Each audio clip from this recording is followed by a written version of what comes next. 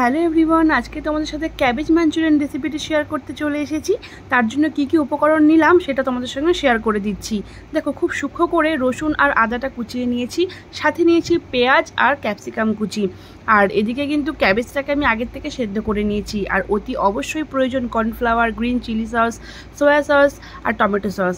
আর সেদ্ধ করা বাঁধাকপির মধ্যে এবার আমি দিয়ে দিচ্ছি কোচানো পেঁয়াজ আর আদা রসুন লঙ্কার পেস্ট, লবণ, কর্নফ্লাওয়ার, যে সমস্ত গুঁড়োগুলো আছে আর কি, হলুদ গুঁড়ো, লঙ্কা গুঁড়ো, ধনে জিরে গুঁড়ো, সব কিছুই আমি দিয়ে এর ভিতরে একটুখানি বেসন দিয়েছিলাম, যাতে এই যে মাখনা করছি সেই মাখনাটা যেন টাইট হয়, যেহেতু বড়া ভাজতে হবে। আর এদিকে অন্য একটি পাত্রে আমি নিয়ে নিয়েছি green chilli sauce, tomato sauce, soya sauce আর কর্নফ্লাওয়ার।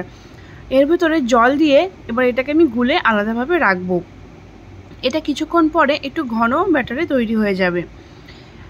গরম তেলের ভিতরে আমি যে বাঁধাকপিটা আগের থেকে আমি মাখিয়ে রেখেছিলাম সেটা আমি ভাজতে শুরু করলাম। সামান্য পরিমাণ এপিট ওপিট উল্টেই যে লাল হয়ে গেল, এটাকে আমি নামিয়ে রেখে আবার একটি গরম তেলের ভেতরে কোচানো রসুন আর আদাগুলো দিয়ে দিলাম। তোমরা চাইলে পেঁয়াজ আর ক্যাপসিকামটাকে একটু বড়োভাবে কিউব করতে পারো, আমি এভাবেই পছন্দ হয়েছে তাই করেছি।